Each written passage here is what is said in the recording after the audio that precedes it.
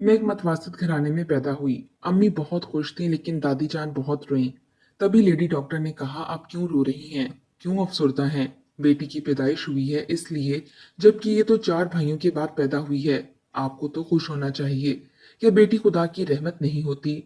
दादी जान ने कहा, मैं इसके पैदा होने पर बहुत खुश हूँ, लेकिन इसकी किस्मत से डर लगता है क्योंकि बेटियां बहुत प्यारी होती हैं और इनका दुख देखा नहीं जाता। डॉक्टर मुस्कुराई और उसने जवाब दिया, किस्मत भी वही बनाता है जिसने पैदा किया होता है। इसका शुक्र हर हाल में अदा करना चाहिए। वक्त का पहिया चलता रहा और मैं ग्रेजुएशन तक पहुंच गई। अम्मी अब्बू और तमाम घर वाले अब मेरी शादी की फिक्र में थे। मेरी इकलौती फुप्पो भी इस परेशानी में शामिल थीं। वो मेरे रिश्ते की तलाश में सरगर्दा थीं। इनका अपना कोई बेटा या बेटी न था। वो बे औलाद थीं, लेकिन मुझसे बहुत ही प्यार करती थीं और उन्होंने मुझे बहुत प्यार से पाला था, बिल्कुल अपनी औलाद की तरह। इसलिए चाहती थीं कि अमीर घराने में रिश्ता हो और इनकी मोमना यानी कि मैं सूखे घर की बहू न बन जाऊं। अम्मी और फूफो अक्सर ऐसी ही बातें किया करते थे। मेरे लिए कई रिश्ते आए, सभी हमारे जैसे सफेद पोश घरानों से थे। अम्मी और फूफो ने किसी रिश्ते को कबूल ना किया। दोनों कहती थीं, हमारी मोमना इतनी खूबसूरत है तो रिश्ता भी ऐसे ही घराने में ढूंढेंगे जहां रानी बनकर रहेगी और मलका बनकर राज करेगी। इसी आरज़ू में उन्होंने एक रिश्ता कराने वाली को काफी मोटी रकम देकर अमीर घराने का रिश्ता ढूंढ लाने का कहा। मुझे याद है, वो मेरा कॉलेज का आखिरी दिन था। तेज धूप में बस स्टॉप से घर की तरफ आते हुए बदन पसीने से नहा गया और चेहरा अंगारे की तरह सुर्ख हो रहा था। आते ही मैंने किताबें मेज पर रखी और पानी पीने को कूलर की तरफ गई थी कि दूसरे कमरे से बातें करने की आवाज सुनाई दी। मेरे कदम ठटक गए। ना मानूस सी आवाज थी, शायद कोई मेहमान था। तभी अम्मी आ गईं। बेटी, हम तुम्हारा ही इंतजार कर रहे थे। जल्दी से हाथ मुंह धो और कपड़े बदल कर आ जाओ। अम्मी की हुक्म की फौरन तामील की और जब कमरे में फूफू के साथ दो अजनबी औरतों को बैठे देखा तो माथा ठनका। एक औरत ने मुझे गौर से देखा, फिर पास बुलाकर प्यार किया। मैं समझ गई ये मेरा रिश्ता देखने आए हैं। कुछ देर बाद मैं अपने कमरे में चली आई, मगर अजनबी खातून की आवाज सुनाई दे रही थी। कह रही थी, हमको घर बार नहीं देखना, हम तो बस लड़की पसंद करने आए हैं। बहुत खूबसूरत है आपकी बेटी। कमरे में आकर मैं पलंग पर दराज हो गई। मेरे लिए शादी की बात कुछ अचंभे की बात ना थी। मैं समझदार थी और मेरे नजदीक शादी एक ठोस हकीकत थी। ये तो अज़ल से होता आया है, इसमें घबराना क्या? ये वालिदैन का एक फर्ज है जिसको उन्होंने एक न एक दिन अदा करना ही होता है। मैं नॉर्मल थी, लेकिन आज फुप्पो और अम्मी की खुशी दीदनी थी। इनकी ये आरज़ू पूरी होती नजर आ रही थी कि हमारी बेटी रानी अमीर घर की बहू बनेगी और राज करेगी। जिस रोज ये खबर सुनी कि शादी का दिन तय हो गया है, दिल जरा सा परेशान हुआ। ये सोच करके जिन घर वालों के साथ उम्र का तवील हिस्सा हंसते खेलते सुकून से गुजरा, इनसे दूर चली जाऊंगी और अपने पराये से बन जाएंगे। वो दिन भी आ गया जब वालिद साहब ने सादा तरीके से मेरी शादी कर दी। सहेलियों के संग चंद कदम चलकर डोली में बैठी और पिया संग इनके घर आ गई। मेरे ससुराल वालों ने जहेज लेने से इनकार कर दिया था। इनके बकौल इनके घर में अल्लाह का दिया बहुत कुछ है और इनको हमारे साजो सामान की कोई जरूरत ना थी। जब वालिद ने सर पर हाथ रखकर विदा किया और माँ ने भीगी आंखों से देखा तो उस लम्हे में जी भर आया। पहली बार ये एहसास हुआ कि मैं अपने सारे भाइयों को और अपने माँ बाप को छोड़कर न जाने कहाँ जा रही हूँ। कैसे लोग होंगे वहां, कैसे जिंदगी गुजरेगी। आंसू रुमाल में जज्ब किए मैं रोए जा रही थी। अपने मुस्तकबिल के बारे में सोचकर कुछ परेशान भी थी, लेकिन दुल्हन बनकर बेहद खुश भी थी। नई नवेली दुल्हन के कुछ अरमान होते हैं, लेकिन हाकिम की दुल्हन क्या बनी, हर अरमान खो बैठी। मैं एक हकीकत पसंद लड़की थी और फजूल किस्म की रस्म रिवाज से हिज्जत ना थी, लेकिन ये जो मेरा हक था कि दूल्हा मेरा इस्तकबाल करे, मुझे देखकर खुश हो और मुझसे बात करे। लेकिन शादी की पहली रात ही उन्होंने मुझसे कोई बात ही ना की। मैके से वापसी पर अगली रातों पर भी यही सर्द रवैया देखकर मैं उदास हो गई। मैं सोचने लगी कि क्या मैं जबरदस्ती इनके पल्ले बांधी गई हूँ, जो ये मुझे मुसीबत समझ बैठे हैं और बादल नाखास्ता झेल रहे हैं। लेकिन मुझे याद है कि शादी की रात दुल्हन के रूप में मुझे देखकर इनकी आंखें मेरी खूबसूरती से चकाचौंध तो जरूर हुई थीं, लेकिन इनका सर्द रवैया मेरी समझ से बालातर था। सोच सोच कर मैं परेशान थी। तबीयत परेशान रहने की वजह से सेहत पर असर पड़ने लगा। हत्ता कि शादी के 1 माह बाद मुझे बुखार हो गया। बुखार क्या हुआ कि लोग मुझसे बदल गए, कोई मेरे करीब ना आया। नंदों भावजों का तो बड़ा साथ होता है, लेकिन मेरी नंदों ने तो मेरी तरफ देखना भी गवारा ना किया। तीमारदारी तो क्या करती, ना मेरे खाने पीने की किसी को फिक्र थी और ना कोई मेरे पास बैठा। हद तक कि किसी ने पानी तक ना पूछा। बुखार में खुद उठकर पानी पीती थी। इन सब लोगों को देखकर और इनका इखलाक देखकर मैं हैरान रह गई। रुआ रुआ रो पड़ा। सोचा, मोमना तुम कितनी पत्थर दिल लोगों में आ गई हो। ये तुम्हारे कुछ नहीं लगते, पर तुम तो इनकी कुछ लगती हो। इस घर की बहू बनकर आई हो, किसी से बुराई की है और ना ही किसी से झगड़ा हुआ है। अभी कल ही तो आई हूँ, शक्ल भी बुरी नहीं। आखिर ये सब क्या है। हफ्ता भर बिस्तर पर पड़ी रही तो ताने मिलने लगे, बातें होने लगी कि खाने को तो सब तैयार हैं, लेकिन काम से बीमार बने हैं। मैंने अल्लाह से दुआ की, या अल्लाह मुझे सेहत दे दे ताकि उठकर काम करूं। शायद काम करने से इन बेहिस लोगों का दिल जीत सकूं। दवा तो दूर, किसी ने मेरे लिए दुआ भी ना की। खुद ही कुछ रोज बाद ठीक हो गई। घर में नौकर चाकर थे, लेकिन मुझे काम करते देखकर शायद इनको सुकून मिलता था। जब मैं किचन में झुक गई तो घर में कुछ सुकून हुआ। कुछ दिन गुजरे तो एक रात मैंने हाकिम से इनके घर वालों का शिकवा किया कि जब मैं बीमार थी तो कोई मेरे करीब भी ना आया और ना ही मुझे दवा ला कर दी। तो वो आगे से बोले, तुम गरीब लोग न जाने इतने हसास क्यों होते हो। अरे भाई, बीमार से दूर ही रहना चाहिए ताकि दूसरे भी बीमार ना पड़ जाएं। पढ़ी लिखी हो, लेकिन जहालत फिर भी नहीं गई। मैं हैरानो परेशान इनका मुंह तकती रह गई।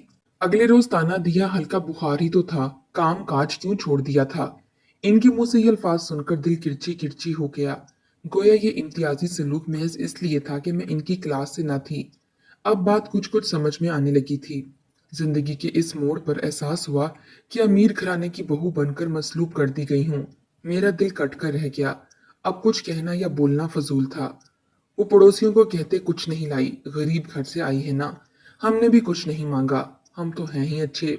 मैं खामोश रहती, मैं क्या जवाब देती। दिन अजीब से गुजरने लगे। दिन भर किचन में नित नए खाने बनाती, लेकिन कोई मुझसे खुश ना था। उल्टा ताने मिलते, कुछ ढंग का पकाना ही नहीं आता, ये क्यों किया और ये क्यों ना किया, देसी खाने कौन खाता है। यहाँ चारों नंदे नुक्स पकड़ने में लगी रहती। कोई औरत दुल्हन को देखने आती, ये शुरू हो जाते, कुछ ढंग नहीं है, माँ ने तमीज ही नहीं सिखाई, अदब आदाब से तो बिल्कुल ही वाकिफ नहीं। हमने तो अम्मी से कहा था कि कमतर घराने की बहू ना लाएं, लेकिन अम्मी इसका हुस्न देख कर ही रह गईं। वो ये सब बातें मेरे सामने ही कहती। मैं चुपचाप इनका मुंह तकती रह जाती। जब खुद शरीके जिंदगी मेरे साथ ना था तो किससे शिकवा करती। 2 माह में ही गम से आधी रह गई। मेरे लिए इससे बड़ा गम कोई ना था कि ना तो मैं कामचोर थी और ना बेईमान और ना ही बदतमीज थी और ना ही आवारा मिजाज और ना ही बद इखलाक। फिर लोग मुझसे क्यों बदजन थे। मैं हैरान थी। 2 माह बाद मैके गई तो सभी हैरान हो गए। हर एक ने कई तरह के सवाल किए, कोई भी जवाब ना दे सकी। मेरी जिंदगी एक जलता हुआ अलाव थी, किसी से कुछ कह नहीं सकती थी। हम गलत करने को रात में मुताले की आदत इख्तियार कर ली, लेकिन ये भी मेरा ऐब गिना गया कि मुताले के बहाने जाने रातों को जागकर क्या करती रहती है। मुताले का सहारा भी गया। हाकिम भी आधी रात के बाद घर लौटते। मुझे नींद ना आती, जाने कहाँ कहाँ फिरते रहते थे। सोचती थी, शादी से पहले तक की जिंदगी बड़े सुकून से गुजरी थी। दावा था कि हर किस्म के हालात में सब्र से गुजारा कर सकती हूँ, मगर यहाँ आकर सब्र तहम्मुल की ताब खत्म हो गई। अक्सर चुपके चुपके रोती और उदास रहती। ये उदासी भी मेरे लिए ऐब बन गई। इसने तो घर में नहुसत ही फैला रखी है, हर वक्त यही सुनने को मिलता। मैं कहा करती थी कि इंसान अपनी किस्मत खुद बनाता है, लेकिन अब मान गई कि ऐसा नहीं। ये मेरी किस्मत का चक्कर नहीं तो और क्या था। सपने दिल के लहू से ससुराल में मोहब्बत का चिराग रोशन करने की सही करती थी, मगर नाकाम रहती।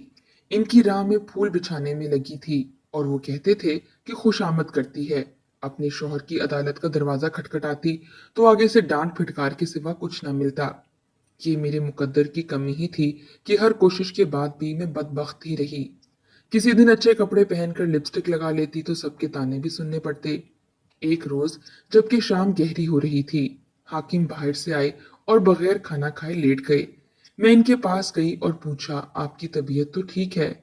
जवाब ना दिया तो इनके पास बैठ गई और सर दबाने लगी। एकदम उन्होंने मेरा हाथ झटका और धक्का देकर मुझे कमर के बल गिरा दिया। बोले, क्या कनीज खरीद कर लाया था? इसी लम्हे पिघलता हुआ शीशा जैसे मेरे कानों में चला गया। उठकर बैठ गई। मैं वहीं जमीन पर सिसकने लगी। बोले, हमारी सोसाइटी में तुम्हारी जैसी बीवी की कोई गुंजाइश नहीं है। मैं उठकर खड़ी हो गई। मुझे भी गुस्सा आने लगा। मैं बोली, आखिर मेरा क्या कसूर है? बोले, तुमको शौहर को खुश रखना आता ही नहीं है, बल्कि किसी को भी नहीं। मैंने भी आगे से जवाब दिया, सबको खुश रखना चाहती हूँ, लेकिन आपके घर में कोई भी मुझसे राजी नहीं। आखिर मैं क्या करूं? कुछ मत करो, बस तुम हमारी जान छोड़ो और यहाँ से चली जाओ। मुझे कुछ समझ न आया। सोचा, या तो ये शख्स ज़हनी तौर पर एहसास कमतरी का शिकार है, या ये मुझे पहचान ही नहीं सका। जूं जूं सब्र करती रही, इनका जुल्म सितम बढ़ता गया और मेरी जिंदगी हराम होती गई। मैं जिंदा दरगो हो गई। शादी को 5 माह गुजर चुके थे कि एक दिन, जबकि सास अपनी आदत के मुताबिक मुझ पर बुड़बुड़ा रही थी, अम्मी आ गई। सास मेरे नुक्स गिनवाने लगी, उस घड़ी को कोसने लगी जब उन्होंने मेरा रिश्ता लिया था। साथ ही अम्मी को भी बेनकत सुना दी। वालदा रंजीदा हो गईं। सारी जिंदगी उन्होंने मुझे फूलों की तरह पाला था। मेरा यह हाल देखकर इनसे बर्दाश्त नहीं हो रहा था। मैं इनको अपने कमरे में ले आई। वो फौरन मुझे साथ चलने को कहने लगी। इस पर बात बढ़ गई। मेरी सास अम्मी को बुरा भला कहने लगी। अम्मी मुझे मजबूर करने लगी कि अब तो तुम जरूर साथ चलोगी और यहाँ मजीद मेरी बेइज्जती मत करवाओ। तभी मेरी सास ने कहा, हाँ चलो चलो, दोनों इस घर से निकलो। तब मैं बर्दाश्त ना कर सकी और अपनी वालदा का हाथ पकड़कर चली आई। अब बात छुपी ना रही। वालिद और भाइयों को पता चला तो गुस्से में आ गए और इन लोगों पर तिल मिलाने लगे। मेरा यह हाल देखकर और वालदा के साथ बदसलूकी देखकर इनसे रहा नहीं जा रहा था, लेकिन मैंने किसी न किसी तरह झगड़े से इनको रोके रखा। मुझे उम्मीद थी कि हाकिम मुझे किसी रोज लेने आ जाएंगे, लेकिन ऐसा ना हुआ।